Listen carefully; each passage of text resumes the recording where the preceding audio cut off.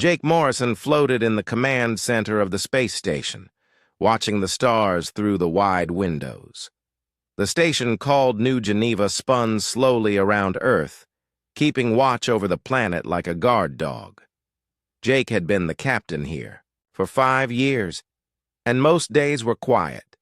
Today felt different. "Captain, we're getting some strange signals from the outer systems," said Amy Walsh from her communication desk. Her fingers moved fast over the controls, trying to make sense of what she was hearing. Jake pushed himself over to her station. In space, everything floated and people had to push off walls to move around. "What kind of signals, Amy?" "Distress calls, sir. But they're broken up like someone was trying to send them while running away." Amy's face looked worried. "And, sir, some of these signals are coming from places that should be safe. Trading posts, civilian colonies." Jake frowned. For over 200 years, Earth had stayed out of the wars that filled the galaxy. 3 big alien groups fought each other all the time. The Corvin were like space soldiers who loved to fight. The Zephyrians could read minds and work together like a big family. The Nexari just wanted to trade and make money. They had been fighting for so long that no one remembered how it started.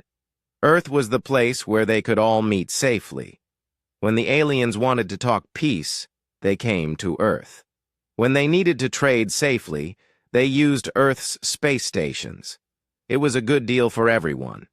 The aliens got a neutral place to meet, and Earth stayed safe from their wars. The door to the command center opened, and Director Lisa Park floated in. She worked for the Terran Diplomatic Corps, which was a fancy name for the people who talked to aliens. Lisa was smart and tough, and she made sure Earth stayed neutral no matter what. "Captain Morrison, I just got a call from the planet. The President wants to know about these strange signals we've been hearing." Lisa moved over to the communication station. "Amy, can you play some of these messages?" Amy pressed some buttons and broken voices filled the room. The voices spoke in alien languages, but the computers translated them into English. "Help us. They came from nowhere. Eating everything. Systems going dark. No survivors." The messages cut off suddenly, leaving only empty space noise. Jake felt cold inside. He had heard distress calls before, but these were different. These sounded like people who had seen something terrible. "How many systems have gone quiet?" Lisa asked. Amy checked her screens. 17 so far, ma'am. All in different parts of the galaxy. Corvin military bases, Zephyrian colonies, Nexari trading posts. Whatever is doing this, it doesn't care who the victims are." Jake thought about this. The 3 alien groups hated each other, but something was attacking all of them equally. "Have any of the alien governments contacted us about this?" "Not yet," Lisa said. "But I think they will soon. This is too big for them to handle alone." The communication system made a beeping sound. Amy answered it quickly. "New Geneva Station, this is Lieutenant Walsh." A deep voice spoke in the Corvin language. The computer translated it. "This is Commander Vextal of the Corvin Empire. I request immediate communication with your highest diplomatic authority." Lisa floated over to Amy's station. "This is Director Park. What can Earth do for you, Commander?" "Director, my people need to speak with yours. Something is destroying our worlds, and we cannot fight it alone.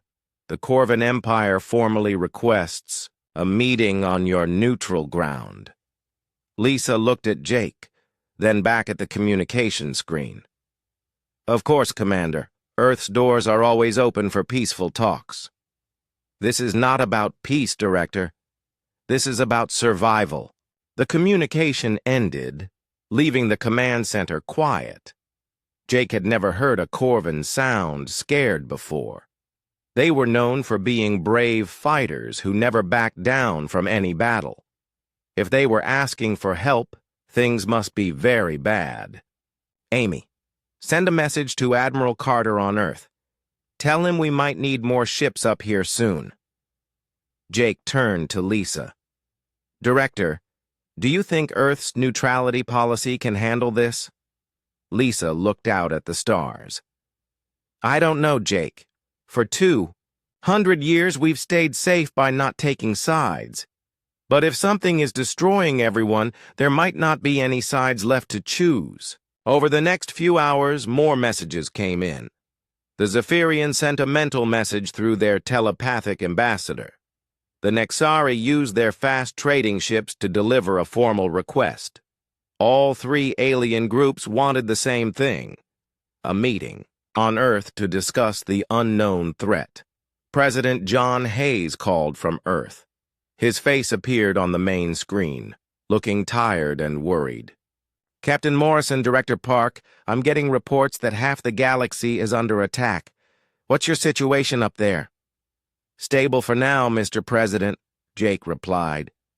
But the aliens are scared. All three groups want to meet here. Scared.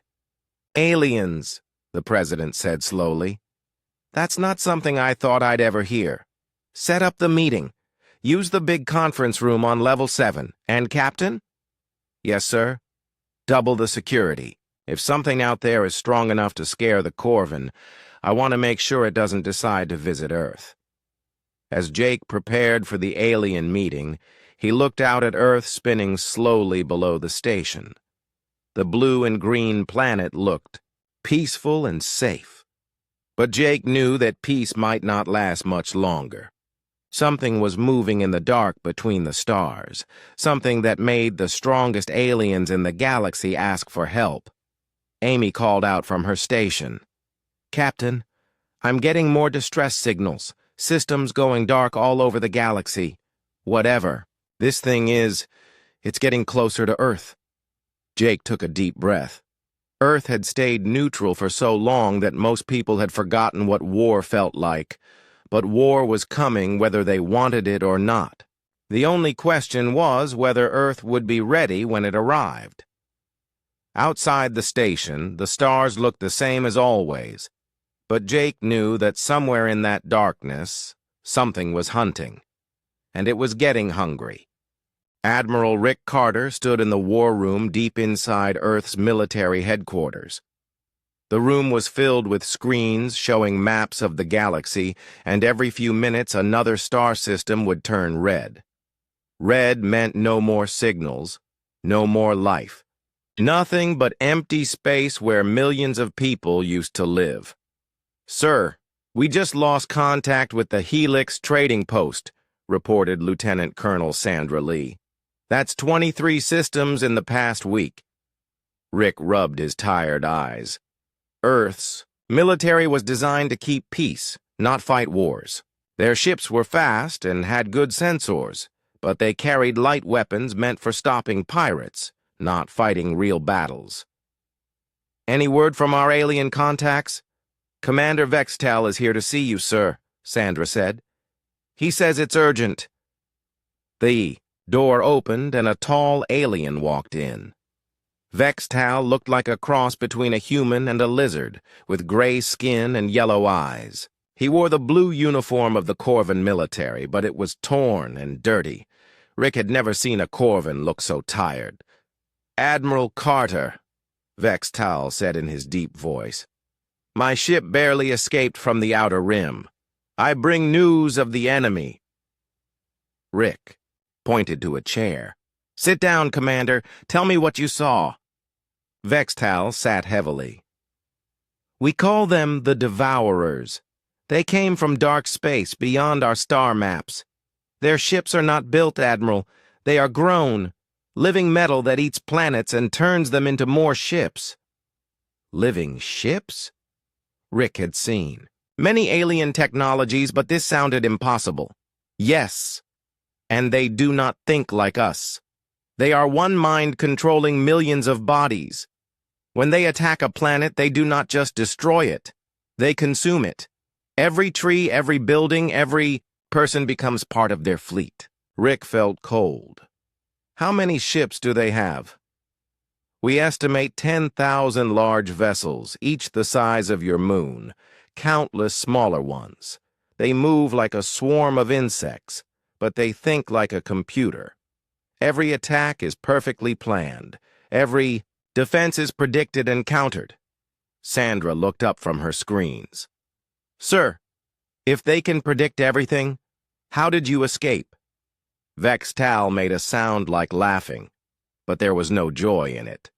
Luck, Lieutenant Colonel, pure luck. My pilot made a mistake, turned left when he should have turned right. The error confused them for just long enough. Rick thought about this. An enemy that could predict every move except mistakes and accidents. Commander, what do your military experts think? Can the three alien powers work together to stop them? The Corvan Council is already talking with the Zephyrians and Nixari. We have agreed to share all military resources. Vestal looked directly at Rick, but it will not be enough. We need Earth's help. Earth doesn't have a real military, Commander. We've been neutral for 2 centuries. Our biggest warship carries 12 missiles. You have something more valuable than weapons, Admiral. UI have unpredictability. Humans think differently than we do. Where we see logic, you see chaos. Where we plan, you improvise. The Devourers cannot understand this. Rick was about to ask more questions when alarms started ringing throughout the building. Sandra's fingers flew over her controls. Admiral, we have an emergency transmission from the Jupiter colonies. The main screen lit up, showing a woman in a torn mining suit. Behind her, Rick could see explosions and people running. This is Colony 7, Ganymede. Unknown ships in orbit. They're huge. Like nothing I've ever seen. The transmission cut to static. Rick felt his stomach drop. How far is Jupiter from Earth? 4 hours at maximum speed, sir, Sandra replied. Rick turned to Vestal. Commander, how long do we have before they reach Earth? Unknown. The Devourers sometimes stop to fully consume a system. Sometimes they just destroy it and move on. It depends on how much they need to grow their fleet. Another alarm sounded. This time it was from the orbital defense stations. Captain Morrison's voice came through the speakers. Admiral Carter, we have visual contact with unknown vessels approaching Jupiter. Sir, they're massive, bigger than anything we've ever seen. Rick made his decision. Sandra, contact President Hayes. Tell him we need an emergency meeting with the alien ambassadors. Commander Vestal, can your people get ships to Earth quickly? The nearest Corvan fleet is 2 days away. The Zephyrians and Nixari are closer, but their ships are not designed for heavy combat. Get them here anyway. And Commander, tell your leaders that Earth is officially ending its neutrality. We're joining your alliance. Vestal stood up straighter. Admiral, you should know something else about the Devourers. They have been studying us, taking prisoners, experimenting on them. They are trying to understand how we think so they can predict us better. Have they captured any humans? Not yet. But Admiral, if they do, and if they learn to think like humans. Vestal didn't finish the sentence. He didn't need to. Rick understood. Human unpredictability was their only advantage. If the Devourers learned to think like humans, that advantage would disappear. How long do you think we have before they figure us out? Unknown. But they learn fast. Every battle makes them smarter. Dr. Helen Rogers entered the room carrying a tablet full of data. She was Earth's top expert on alien biology, and she looked excited and scared at the same time. Admiral, I've been studying the reports from Devourer attack sites. These creatures are unlike anything we've ever encountered. What do you mean, Doctor? They're not just a species that learned to work together. They're genuinely a single organism spread across millions of bodies, like cells in a human body. But, sir, I found something interesting in the survivor reports. Rick leaned forward. What? The few people who escaped Devourer attacks all mention the same thing. The aliens seemed confused by human behavior. Not scared, not angry, just confused. Like they couldn't understand why humans would risk their lives to save strangers. Vextal nodded. This matches what my intelligence reports say. The Devourers understand military strategy, resource management, even fear, but they do not understand friendship, love, or sacrifice. Rick felt a small spark of hope. So they can predict what we'll do as soldiers, but not what we'll do as people. Exactly, Dr. Rogers said. Admiral, I think our emotional responses might actually protect us from their mind-reading abilities. The communication system beeped again. This time it was President Hayes. Admiral Carter, I've spoken with the alien ambassadors. Earth is officially joining the war. We're starting military production immediately. How long do you think we have to prepare? Rick looked at the screens showing the red dots spreading across the galaxy map. Mr. President, I think they're already here. Lieutenant Ben Taylor checked his fighter for the third time in 10 minutes.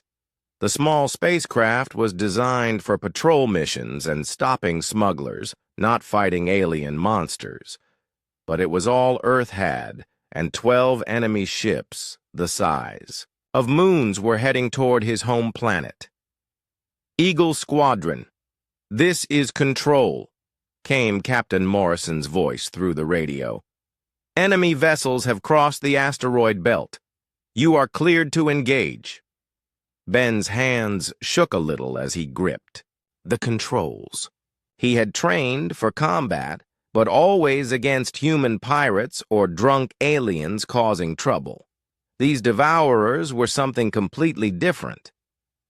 Copy that, Control. Eagle Squadron moving to intercept. Behind him flew 11 other pilots, all scared but determined. They had seen the reports from the outer systems, entire planets stripped clean, their materials turned into more enemy ships. Earth would not go down without a fight. There they are, whispered Lieutenant Sarah Kim through the radio. Ben looked ahead and felt his stomach drop. The Devourer ships looked like a cross between machines and sea creatures. Their hulls pulsed like living skin, and long tentacles reached out into space, tasting the solar wind. Each ship was covered in what looked like barnacles, but Ben knew those were weapon systems. Stay together, Ben ordered his squadron. Remember the briefing. Hit and run. Don't try to destroy them. Just gather information. The first Devourer ship turned toward them, and Ben saw something that would give him nightmares for years. The front of the ship opened like a mouth, revealing rows of metal teeth. Inside the mouth, he could see captured human ships, half dissolved, and being broken down for materials. Control! This is Eagle Leader, Ben said, trying to keep his voice steady.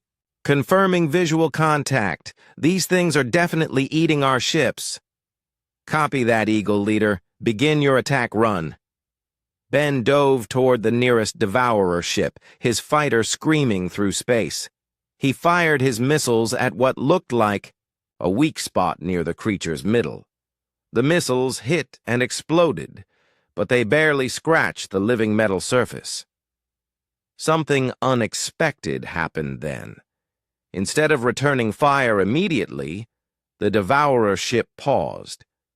Ben could almost feel it thinking, trying to understand why he had attacked that specific spot. In that moment of confusion, he managed to loop around and fire again. Eagle Leader, Break left now! Sarah's voice cut through the radio. Ben jerked his controls and spun away, just as a beam of energy sliced through the space where he had been. The beam was so hot that it made his ship's metal hull tick and crack from the heat. They're trying to predict our moves, Ben realized. But they can't figure out why I attacked where I did. The truth was, Ben had attacked that spot because it reminded him of a sea monster from an old movie. There was no tactical reason, no military logic. It just felt right. And that feeling had confused the Devourer's computer-like mind. All eagles, listen up, Ben said into his radio. Don't think about your attacks. Just go with your gut. Do whatever feels right. Lieutenant Mike Chen laughed nervously. You want us to stop thinking? In a space battle? Trust me on this one. The 12 human fighters spread out and began attacking in ways that made no military sense. Mike attacked a ship's left side because he was left-handed. Sarah fired at a weapon that looked like her ex-boyfriend's nose. Lieutenant Dave Brown shot at a ship simply because he didn't like its color. The Devourer's response was immediate and strange. Their perfectly coordinated movements became jerky and uncertain. Ships that had been moving in flawless formation began bumping into each other. Their weapons missed targets they should have hit easily. Control. This is Eagle Leader, Ben reported. The enemy appears to be malfunctioning. Our random attack pattern is confusing their systems. Outstanding work, Eagle Squadron. Continue the attack. But Ben's celebration was cut short when he saw something that made his blood freeze. One of the smaller Devourer ships was changing course, heading away from the battle. And attached to its hull were several white pods that looked like escape capsules. Control. We have a problem.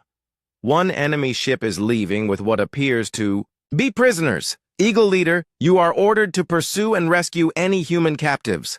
Ben's fighter was faster than the Devourer ship, but as he got closer, he realized he was flying into a trap. The alien vessel suddenly spun around and launched a net made of living metal cables.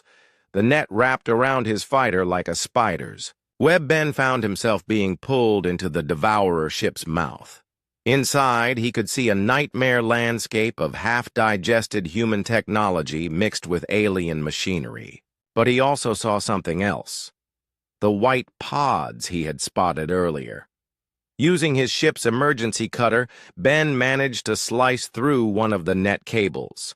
His fighter lurched free and crashed into the alien ship's stomach.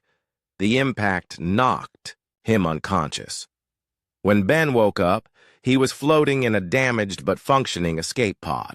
Through the clear walls, he could see other pods containing humans from the mining colonies. They were all conscious and apparently unharmed, but their eyes looked strange, distant. A woman in the next pod noticed he was awake. She had short brown hair and wore a mining engineer's uniform. "You're the pilot who crashed into this thing," she said. "I'm Maria Santos from Europa Colony, Lieutenant Ben Taylor, Earth Defense. Are you injured?" "No, but something's wrong. They've been studying us. Not hurting us, just watching how we think. They put these devices on our heads that read our brain waves." Ben looked around and saw the devices Maria was talking about. They looked like metal headbands with blinking lights. What were they trying to learn? How we make decisions. How we choose what to do when we're scared or angry. They kept showing us puzzles and watching how we solve them. Maria's voice got quieter. "I think they're trying to figure out why we're so unpredictable." Ben felt a chill. If the Devourers learned to think like humans, Earth's only advantage would be gone. "Maria, did you tell them anything useful?" "I tried not to. But when those machines read your mind, you can't really lie. They know that humans think with emotions, not just logic. They know we make decisions based on feelings and memories and crazy ideas. Suddenly, the alien ship shuddered. Through the walls, Ben could hear explosions and the sound of metal tearing. Sounds like a rescue mission. The wall of their prison melted away, and Ben saw human soldiers in spacesuits cutting through the alien ship's interior. Leading them was a woman with captain's bars on her helmet. "This is Captain Kate Williams of the rescue team. Are there any injured?" "We're all okay," Ben replied. "But Captain, they've been studying human thought patterns. They're trying to learn how to predict us." Captain Williams looked grim. "That's exactly what we were afraid of. We need to get you all back to Earth for debriefing. The scientists need to know everything these creatures learned." As they escaped from the dying Devourer ship, Ben looked back at the alien fleet. The remaining 11 ships were retreating toward Jupiter, but he knew they would be back. "And next time, they might understand humans well enough to defeat them." "Captain," Ben said as they flew toward the rescue ship, "how long do you think we have before they figure us out completely?" "I don't know, Lieutenant, but we'd better learn to fight a lot better, and fast." President John Hayes stood at the window of his office, watching the construction crews work day and night to convert Earth's factories. Where peaceful machines once built cars and computers, new assembly lines now produced missiles and armor. Plating. The planet that had stayed neutral for 2 centuries was becoming a fortress. "Mr. President, General Collins is here for the briefing," said his assistant. General Pete Collins entered the office carrying thick folders full of military reports. He was a big man with gray hair who had spent most of his career training soldiers for peacekeeping missions. Now he was preparing them for real war. "What's our status, General?" Hayes asked. "Better than I expected, sir. Our factories are producing weapons faster than we thought possible. The Alien Alliance has shared their technology, so our new ships will have real firepower." Collins opened one of his folders. "But, sir, we have a bigger problem." "What kind of problem?" "The captured colonists from Europa. Dr. Rogers has finished examining them, and the news isn't good." Hayes sat down at his desk. "Tell me." "The Devourers didn't just study their minds, sir. They copied their thought patterns. Every human emotion, every random decision, every creative idea. The aliens now have a computer model of how humans think." Hayes felt sick. "So our unpredictability advantage is gone?" "Not completely. Dr. Rogers thinks the Devourers understand human thinking in general, but they still can't predict specific individuals. It's like knowing how a language works but not knowing what someone will say next." There was a knock on the door. Admiral Carter entered with Captain Kate Williams. Kate had led the rescue mission to save the captured colonists, and she still looked tired from the operation. "Mr. President," Admiral Carter said, "Captain Williams has some important information about the enemy ships." Kate stepped forward. "Sir, when we cut through that Devourer vessel, I saw how they're built. The ships aren't just alive, they're constantly changing. They can repair damage in minutes and adapt to new weapons almost instantly." "Adapt how?" Hayes asked. "They learn from every hit. If we damage them with missiles, they grow thicker armor. If we use lasers, they develop reflective skin. By the end of our attack, their defenses had improved by 30%. General Collins nodded grimly. "Which means traditional military tactics won't work. We can't just build bigger guns and expect to win."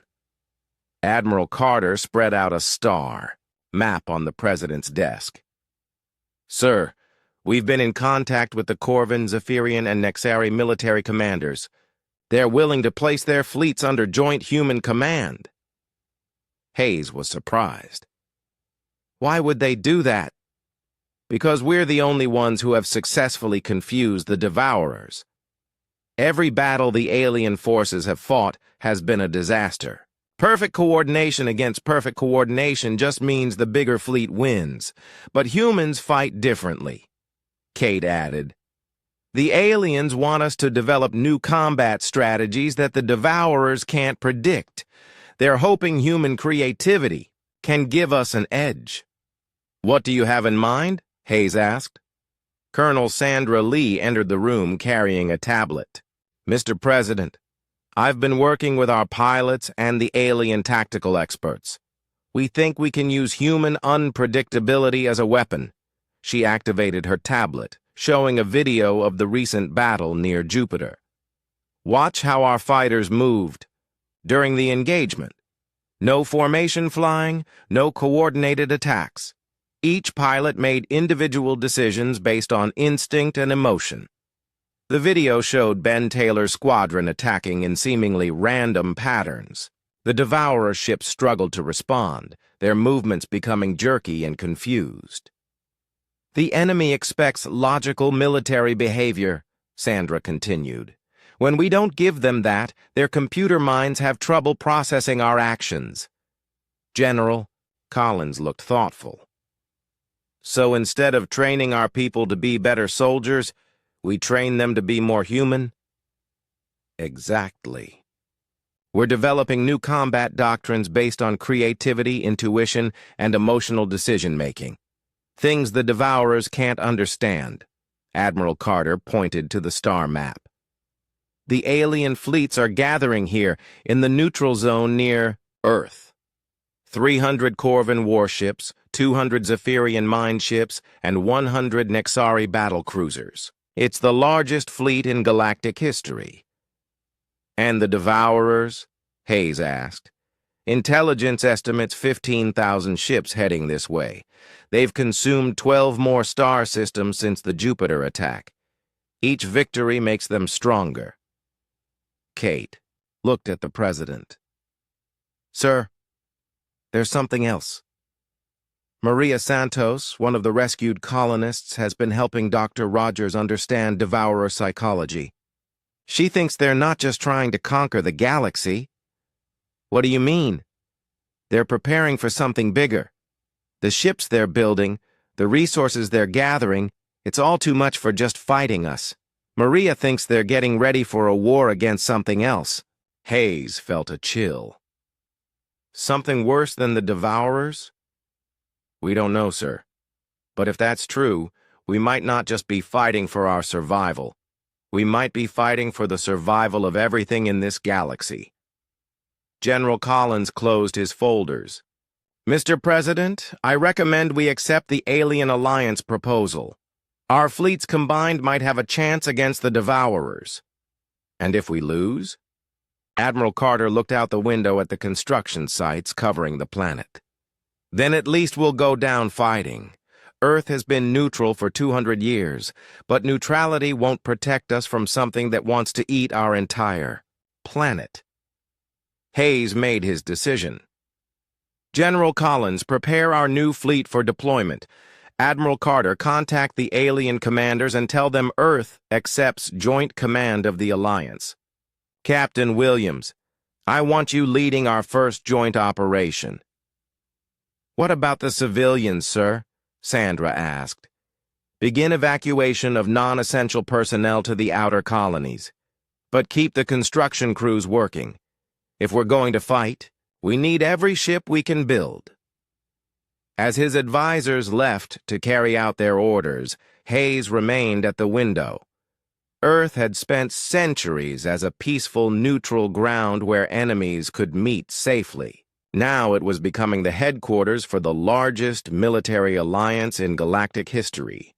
He thought about the Devourer ships heading toward Earth, carrying their computer models of human thinking. They believed they had figured out humanity's greatest strength, but Hayes hoped they were wrong. Human creativity wasn't just about being unpredictable. It was about finding hope in hopeless situations, about fighting for things that mattered even when victory seemed impossible. The Devourers might understand human logic, but Hayes doubted they understood human stubbornness. And Earth was about to show them just how stubborn humans could be when their home was threatened. Dr. Helen Rogers stared at the alien technology spread across her laboratory table. Pieces of devourer ships that Captain Williams's team had cut away during the rescue mission. The metal was unlike anything she had ever seen. It was alive, but not in any way that made biological sense. "Tim, look at this," she called to her assistant, Engineer Tim Brooks. "This piece of hull is trying to repair itself, even though it's not connected to the main ship." Tim floated over to her table. The laboratory was in zero gravity to make working with alien materials easier. It's like each piece contains the blueprint for the whole ship. But Dr. Rogers, that should be impossible. No organism can store that much information in every cell. Helen picked up a small fragment with her metal tools. The piece was trying to grow back into its original shape, but it was making mistakes. Instead of smooth hull plating, it was creating twisted metal spikes and useless bumps. "That's what's interesting, Tim. It's not working right. Look at these growth patterns. They're random, chaotic. This piece doesn't know what it's supposed to become." Tim studied the fragment under a microscope. "It's like it's missing instructions. But how is that possible if every piece contains all the information?" Helen had an idea. She walked over to her computer and pulled up the brain scans from the rescued colonists. During their captivity, the devourers had studied human thought patterns extensively. "Tim, what if the devourers don't just use biological programming? What if they use a kind of collective consciousness to coordinate their repairs and growth? You mean like a hive mind controlling every piece of their ships?" "Exactly. And if that's true, then disrupting their mental network should cause their ships to malfunction." Helen pointed to the brain scans. "Look at these patterns from Maria Santos and the other colonists. The devourers were trying to understand human thought, but they kept getting confused by our emotional responses." Tim looked at the scans. The human brain patterns were full of spikes and irregular waves. Nothing like the smooth, predictable patterns of alien thinking. "Dr. Rogers, are you saying that human emotions might be toxic to their hive mind?" "Not toxic exactly, but incompatible. It's like trying to run alien software on a human computer. The systems just don't match." Helen's communication device beeped. It was Captain Morrison from the orbital station. "Dr. Rogers, we need you in the command center immediately. We have a situation." Helen and Tim quickly made their way to the command center, where they found Admiral Carter, General Collins, and Colonel Sandra Lee gathered around a large screen. The screen showed a star map with red dots marking devourer fleet positions. "What's the emergency?" Helen asked. Admiral Carter pointed to the screen. "Long-range sensors have detected the main devourer fleet. 15,000 ships, just like we expected. But there's something strange about their formation." Helen looked at the display. The enemy ships were arranged in a perfect geometric pattern, like a crystal or a snowflake. That's their standard hive formation. "What's strange about it?" "Watch this," Colonel Sandra said. She pressed a button, and the display showed the fleet over time. "They've been holding this position for 6 hours. No movement, no course corrections, nothing." "Maybe they're waiting for something?" Tim suggested. General Collins shook his head. "Our intelligence says the devourers never wait. They attack immediately after arriving in a system. But they're just sitting there, 12 light hours from Earth." Helen studied the formation more carefully. Something about it bothered her, but she couldn't figure out what. Then she realized what was wrong. "Admiral, this formation is too perfect. Look at the spacing between ships. It's exactly the same down to the meter. No drift, no variation at all." "So?" Admiral Carter asked. "So that's impossible. Space is full of gravitational fields, solar winds, cosmic radiation. Even with perfect computers, maintaining that exact formation should require constant small adjustments. Tim caught on to her thinking. Unless they're not making adjustments. Unless they're stuck in that formation. Helen felt excitement building. What if our chaotic attack patterns didn't just confuse them? What if they actually damaged their hive mind network? Colonel Sandra pulled up the battle reports from Jupiter. During the engagement, our pilots reported that the enemy ships started bumping into each other. We thought it was just temporary. Confusion. But what if it wasn't temporary? Helen asked. What if we actually broke something in their collective consciousness? Admiral Carter looked hopeful for the first time in days. Dr. Rogers, can we use this somehow? Helen turned to Tim. Remember the ship fragment that was trying to repair itself but making mistakes? What if we could amplify that effect? You want to attack their minds instead of their ships? Both. I think I can create a weapon that floods their network with chaotic human thought patterns. It won't destroy them, but it might paralyze them long enough for our conventional weapons to work.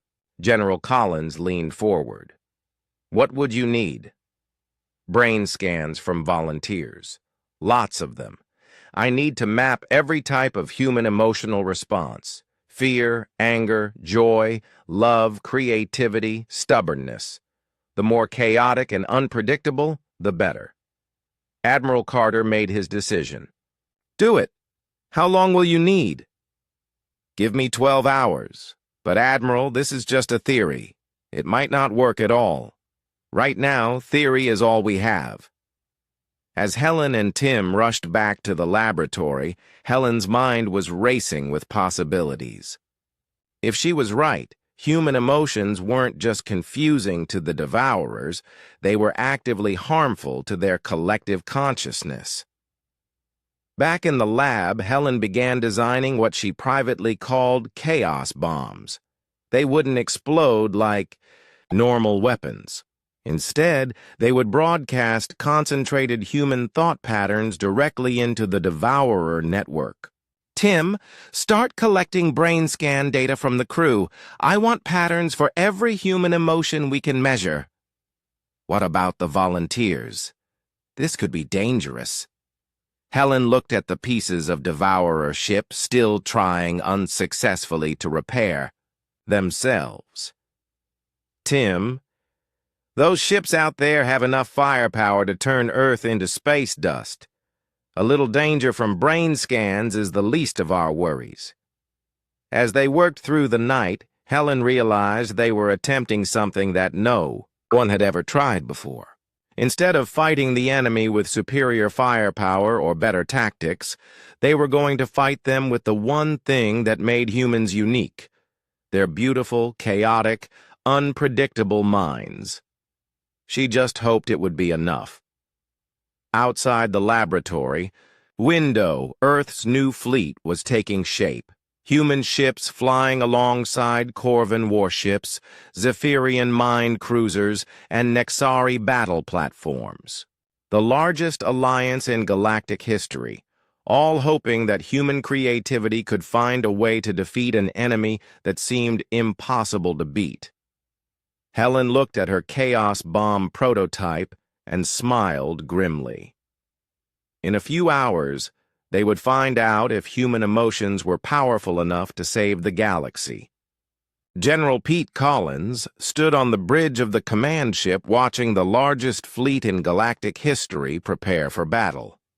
300 Corvan warships painted in battle colors, 200 Zephyrian mine ships that looked like crystal, sculptures, and 100 Nexari battle cruisers built for speed and firepower.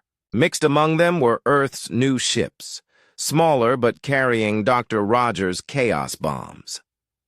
General, incoming transmission from Admiral Carter on Earth, reported Lieutenant Amy Walsh from her communication station. Pete accepted the call.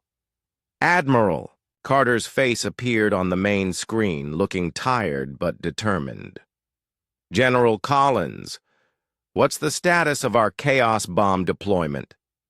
All ships are equipped and ready, sir. Dr. Rogers' weapons are installed on every human vessel in the fleet. The alien commanders are skeptical, but they're willing to try anything at this point. What about the enemy? Pete looked at the tactical display showing the Devourer formation.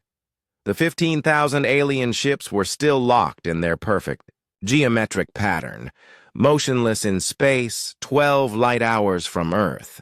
They haven't moved in 18 hours, Admiral. Whatever we did to them during the Jupiter battle, it's getting worse. Some of our long-range sensors show individual ships drifting out of formation. Commander Vex Tal of the Corvin fleet approached Pete's command station. The alien warrior looked confused and worried. General Collins, my tactical computers cannot understand why the Devourers are not attacking. This delay gives us time to prepare, but it also makes me suspicious. What do you think they're waiting for? Pete asked. I do not know. But in my experience, when an enemy acts against their nature, they are planning something unexpected. Captain. Kate Williams joined the conversation from her position at the weapons control station. General, I've been studying their formation pattern. It's not random. The ships are arranged according to some kind of mathematical sequence. Pete looked at the display Kate was pointing to. The enemy formation did seem to follow a pattern, but it was too complex for him to understand. What kind of sequence? I'm not sure, but it reminds me of something I saw in Dr. Rogers' laboratory. The way their ship fragments try to repair themselves follows a similar pattern. Suddenly, the communication system crackled with an incoming message. But instead of words, it was a series of mathematical equations transmitted directly into their computers. The equations were beautiful and complex, showing relationships between space, time, and consciousness that human science was only beginning to understand. General, Amy reported, the message is coming from the Devourer fleet, but sir, it's not a communication. It's more like a demonstration. Pete felt a chill. A demonstration of what? The answer came immediately. The Devourer formation began to change, but not by moving ships. Instead, the ships themselves began to transform. Hulls stretched and bent, weapons reconfigured. Themselves, and entire sections of the fleet merged into larger structures. They're rebuilding themselves, Kate whispered. In real time. Commander Vextal's yellow eyes widened. General, this is not normal Devourer behavior. They have never shown this level of adaptability before. Pete watched in fascination and horror as the enemy fleet transformed from 15,000 individual ships into something completely different. The ships were connecting to each other, forming a massive structure that looked part machine, part organism, and part mathematical equation. Amy, get me Dr. Rogers on Earth immediately. Helen's face appeared on the screen moments later. Behind her, Pete could see her laboratory filled with alien technology and human brain scanning equipment. General Collins, are you seeing what we're seeing down here? Dr. Rogers, what are they doing up there? They're evolving, General. The chaos we introduced into their network didn't paralyze them. It forced them to adapt. They're becoming something new. Pete felt his stomach drop. Are you saying our attack made them stronger? Not stronger, different. Look at the mathematical patterns they're broadcasting. Those aren't military calculations. They're trying to communicate something about consciousness itself. Captain Williams looked up from her sensor readings. Dr. Rogers, we're detecting massive energy buildups throughout their formation. Whatever they're planning, it's going to be big. Helen's expression changed as she realized something. General, I think they're trying to become more like us. the brain patterns they studied from our colonists, the chaos we injected into their network. It's all teaching them how to think individually instead of collectively. Is that good or bad for us? Pete asked. I don't know. An enemy that thinks like a hive mind is predictable. An enemy that thinks like billions of individuals, that could be much more dangerous, Commander Vestan spoke up. Dr. Rogers, in Corvan military philosophy, we have a saying. A cornered beast becomes most dangerous when it learns new tricks. I fear we may have cornered these devourers. Pete made a decision. All ships, prepare for immediate attack. We're not going to wait around to see what they're planning. General, Kate warned, our chaos bombs were designed for their old hive mind structure. If they're changing into something else, the weapons might not work. Then we'll have to rely on conventional firepower and human stubbornness. The Allied fleet began moving toward the enemy formation. Corvan ships took the lead with their heavy armor and powerful weapons. Zephyrian mine ships flanked them, ready to use their telepathic abilities for coordination. Nexari battlecruisers spread out for hit-and-run attacks. Earth's ships stayed in the center, protected but ready to deploy their chaos bombs when the moment was right. As they approached the Devourer formation, Pete could see that the enemy transformation was almost complete.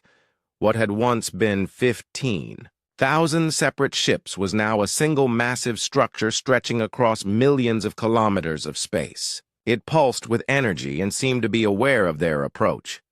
General, Amy reported, we're receiving another transmission from the enemy. Mathematical equations again? No, sir. This time it's in English. Pete felt cold. Put it through. A voice came through the speakers, artificial but strangely human-like. People of Earth, we thank you for teaching us about individual consciousness. We have learned much from studying your minds. Now we wish to learn more. Pete activated his ship's communication system. This is General Collins of the Earth Defense Force. State your intentions. Our intention is understanding. Your species thinks differently than any we have encountered. You create beauty and meaning from chaos. You fight for concepts that have no physical reality. We wish to comprehend this. Captain Williams looked at Pete grimly.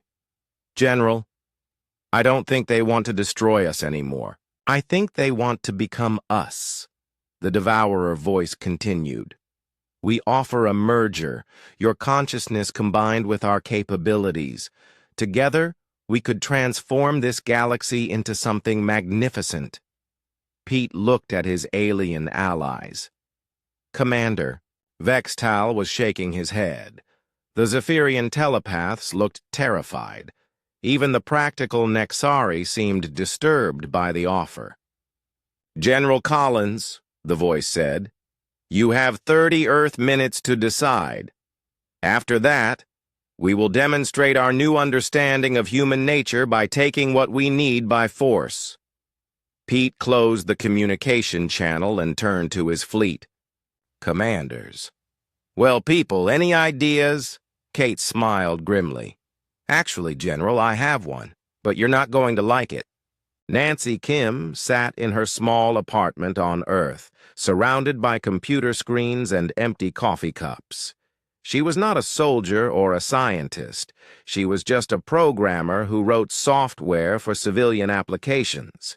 But when the government asked for volunteers to help with the war effort, she had raised her hand. Nancy, are you sure this will work?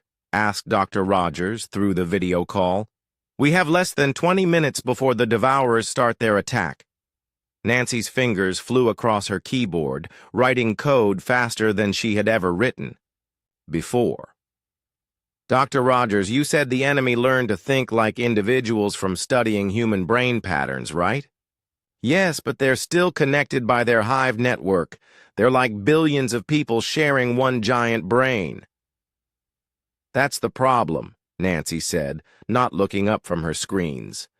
They think they understand human consciousness, but they only learned the logical parts. They missed the most important thing about being human. What's that? Nancy smiled. We're all completely crazy, and we're proud of it. On her main screen, Nancy was building an artificial intelligence unlike anything ever created.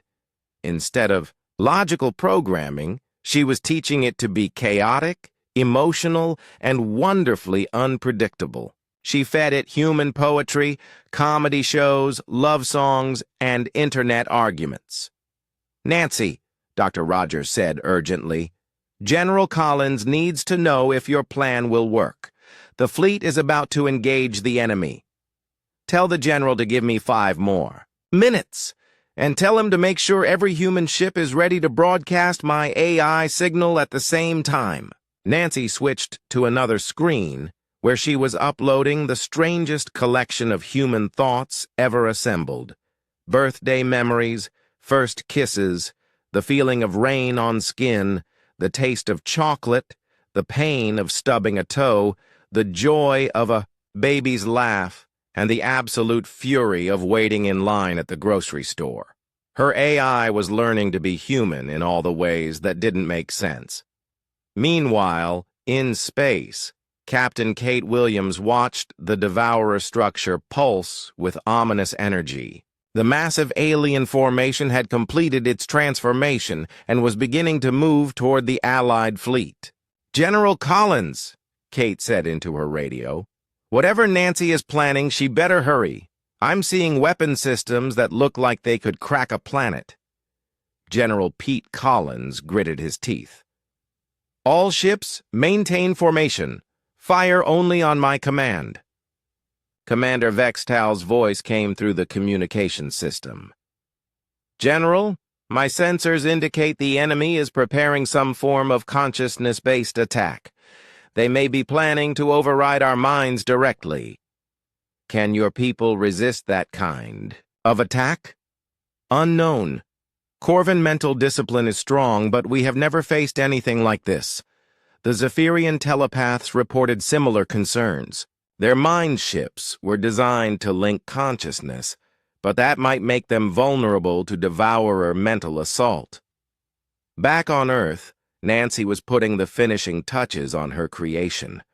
Her AI was ready, but it was nothing like the sophisticated programs used by the military. This AI was messy, emotional, and completely unpredictable. It made decisions based on feelings rather than logic. It got distracted by interesting thoughts and changed its mind for no good reason. In other words, it was perfectly human. Dr. Rogers, I'm ready to upload, but I need you to understand something. This AI doesn't think like a computer. It thinks like a dreamer. It might not do what we want it to do. Nancy, at this point, that might be exactly what we need.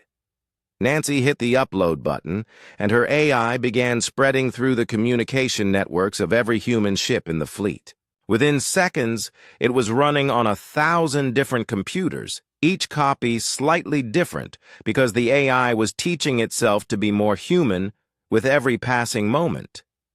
In space, the Devourer structure suddenly stopped moving. For a moment, everything was silent. Then Nancy's AI announced itself to the enemy. It didn't send mathematical equations or logical arguments. Instead, it transmitted the most human thing possible. A joke. Not a very good joke, but one that made absolutely no sense to a logical mind. Why did the chicken cross the road? To get to the other side. The Devourer response was immediate and confused. This information serves no purpose.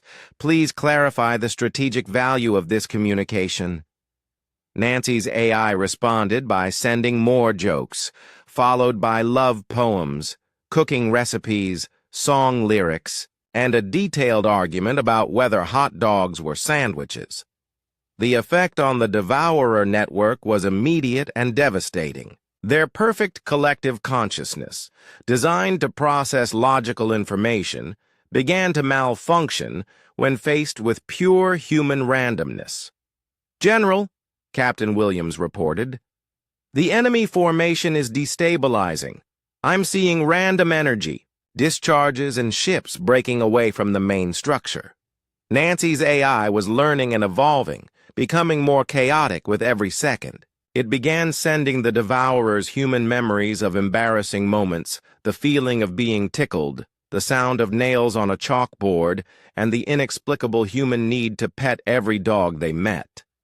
The Devourer structure began to collapse as individual ships started acting independently. Some tried to retreat, others attacked each other, and a few began spinning in circles as their navigation system struggled to process commands that made no logical sense.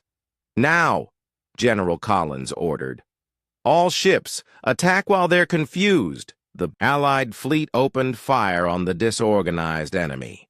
Corvin missiles struck ships that had forgotten to maintain their shields. Zephyrian mind attacks found easy targets in aliens whose consciousness was overwhelmed by human chaos.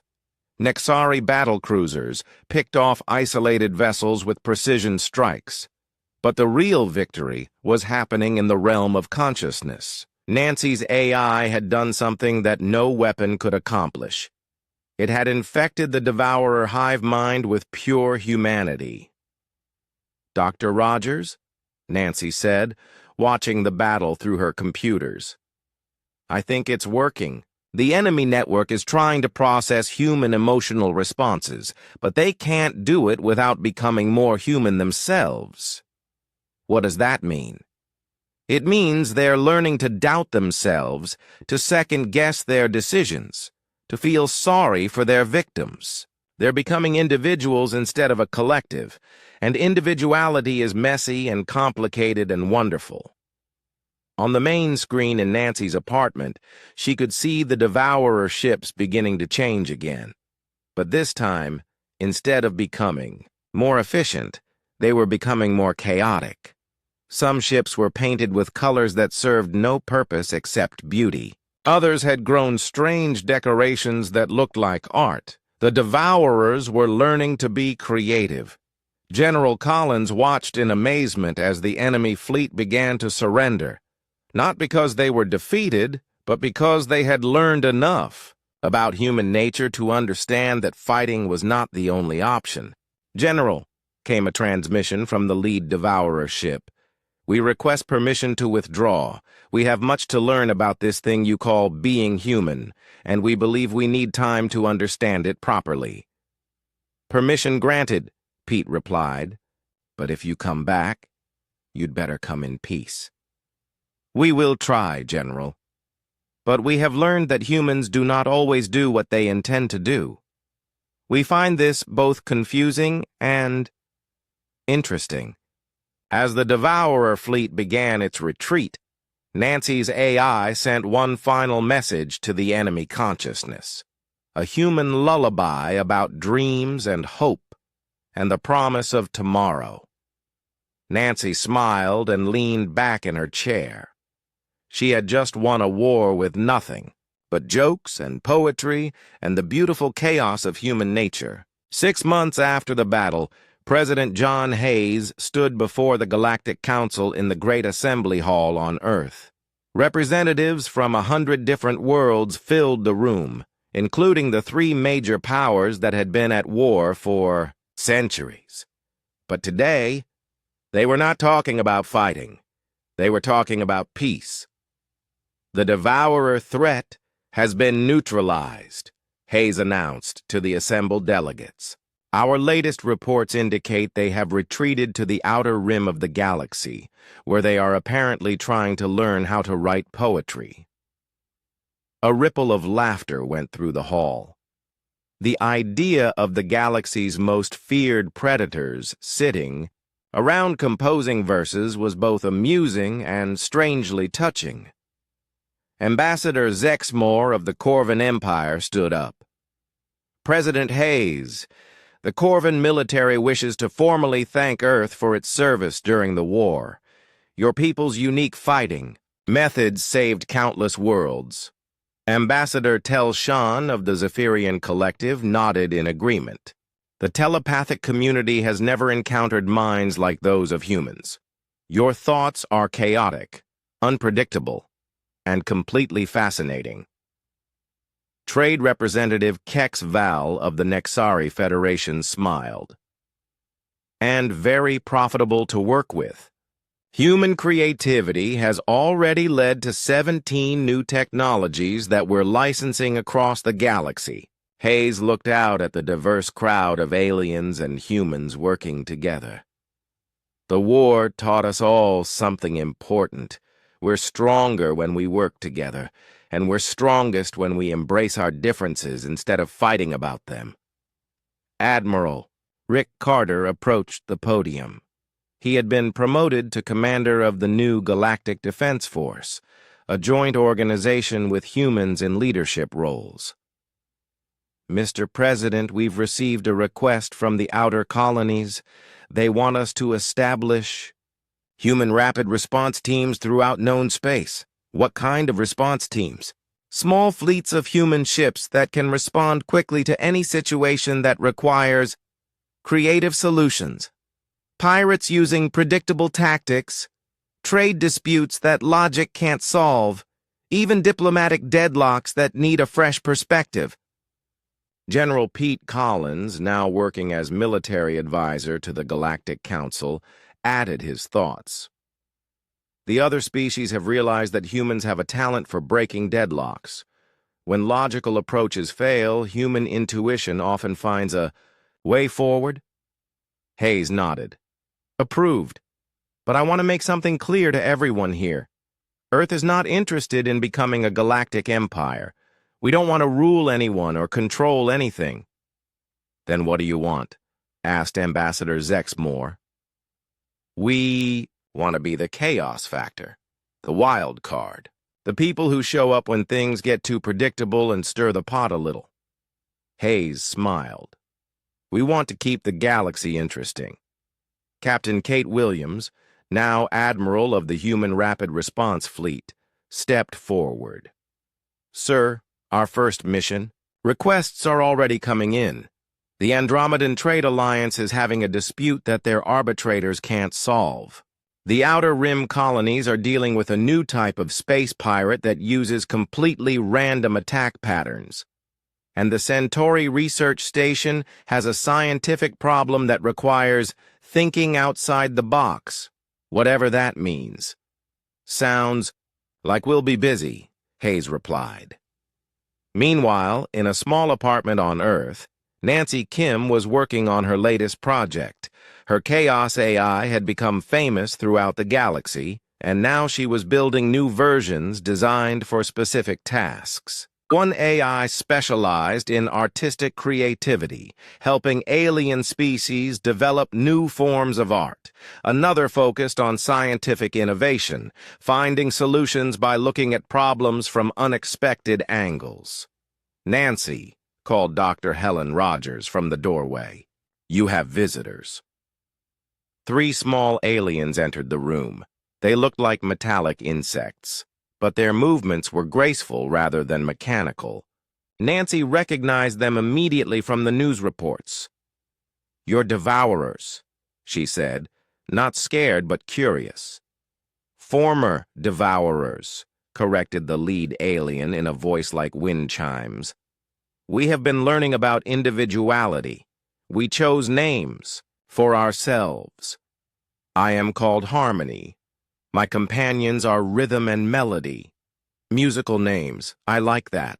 We came to thank you, Nancy Kim. Your Chaos AI taught us something our species had never experienced. The ability to change our minds. Harmony held out a small device that looked like a combination of art and technology. We have been experimenting with creativity. This is our first attempt at making something beautiful that serves no practical purpose. Nancy took the device. It hummed softly and projected patterns of light that shifted and danced in the air. It's wonderful. What does it do? Nothing.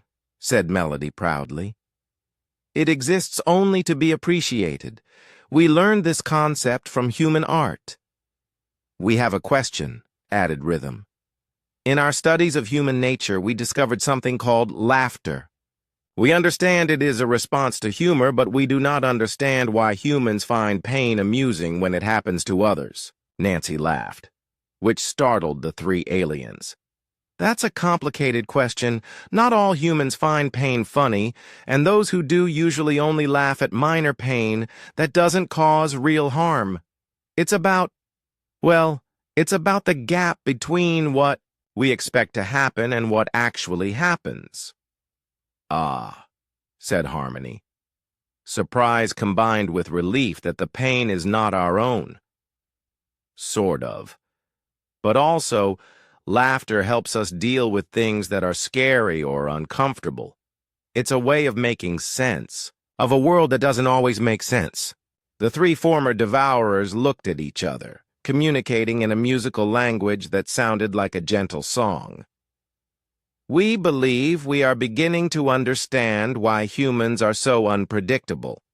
You use emotions to process information that logic cannot handle." "That's probably true," Nancy agreed. "We think with our hearts as much as our heads." Captain Jake Morrison, now an admiral overseeing Earth's orbital defenses, received a communication from the edge of the solar system. It was a devourer ship, requesting permission to enter Earth space, but this ship looked nothing like the terrifying vessels from the war. This ship was covered in colorful paintings and played music as it moved. Strange sculptures grew from its hull, and lights blinked in patterns that seemed to follow artistic rather than practical designs. "Earth Control, this is the vessel Wondering Why," came the transmission. "We carry a diplomatic mission from the reformed Devourer Collective. We wish to establish formal relations with humanity. Permission granted. Wondering Why. Welcome to Earth." As the alien ship approached, Jake could see through his telescope that its crew was visible through transparent sections of the hull.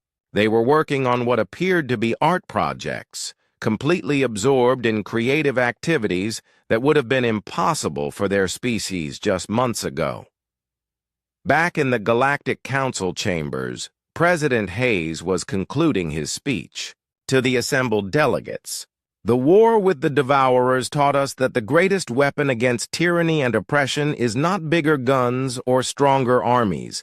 It's the refusal to think the same way as everyone else." "What about the future?" asked Ambassador Telshawn. "What if another threat emerges?" Hayes looked around the room at the representatives of dozens of species, all different, all valuable in their own ways. "Then we'll face it the same way we faced the Devourers, together but not uniformly. We'll use our differences as strengths and remember that the most powerful force in the universe is not conformity, but creativity." Admiral Morrison's voice came through the communication system. "Mr. President, the reformed Devourer delegation has arrived. They're requesting permission to address the Council." "Send them in." The three aliens who entered the chamber bore little resemblance to the terrifying creatures from the war. They moved with grace and curiosity rather than predatory purpose. Their leader approached the podium with something that looked remarkably like nervousness. "Honored beings," the alien said, in a voice that carried both authority and humility, "I am the individual formerly known as Primary Node 7834, now called Hope. My people wish to formally apologize for our actions during what you call the Devourer War." The chamber was completely silent. We have learned much about consciousness and choice since our defeat. We understand now that we were not evil, merely incomplete. We consumed others because we did not understand that there were other ways to grow and change. Hope paused, looking around the room. We offer our knowledge and abilities in service to this galactic community. We wish to help build rather than consume. We want to learn how to dream. President Hayes stood up. Hope, the first thing you need to know about dreams is that they don't always come true, but they give us something to work toward. And the second thing is that the best dreams are the ones we share with others. We would like very much to learn about shared dreams, Hope replied. As the council session ended and delegates began talking among themselves, Hayes reflected on how much had changed. Earth was no longer the neutral observer of galactic conflicts. It had become something even more valuable, the keeper of chaos, the guardian of creativity, the place where impossible problems came to find unexpected solutions. Outside, stars filled the night sky, and among them moved ships from 100 different worlds. Some carried trade goods, others carried art and music, and a few carried reformed monsters learning to be poets. The galaxy had learned an important lesson. Sometimes, the best way to maintain peace was to embrace a little chaos, and humanity had shown them how.